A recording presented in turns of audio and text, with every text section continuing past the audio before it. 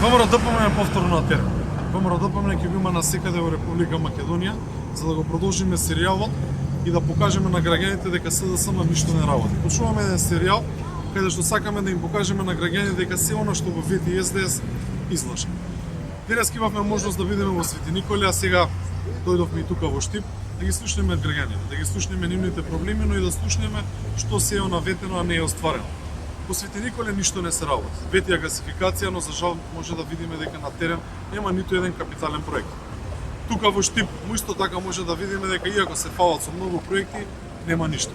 Капиталните инвестиции во Република Македонија се на едно минимално ниво. Можевме да слушнеме пред известно време се фалија со локалната самоуправа дека направиле дури 1000 метри локален пат. Или народски кажано направиле 1 километар локален пат и се фала како некој епохален напредок да направиле тука во Штип. За жал, Штип заслужува многу. ВМРО-ДПМН остави огромен проект, тоа е автопатот од Скопје до Штип.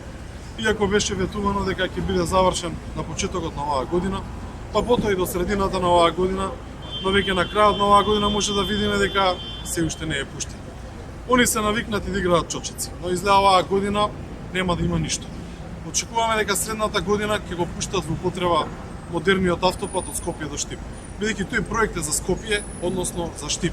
Овој проект е еден од најважните и најдобрите проекти на ВМРО-ДПМН. Исто така ВМРО-ДПМН го започна и проектот експресен пат од Штип до Радовиш, од Штип до Кочани, но за жал многу слабо се работи или ништо не се работи. Ветуваа нови градинки, ветуваа спортски сали, ветуваа многу работи за сите. Но може да видиме дека оваа влада на СДСМ е едно црнило, едни црни лаги и за жал можат граѓаните да се уверат во тоа.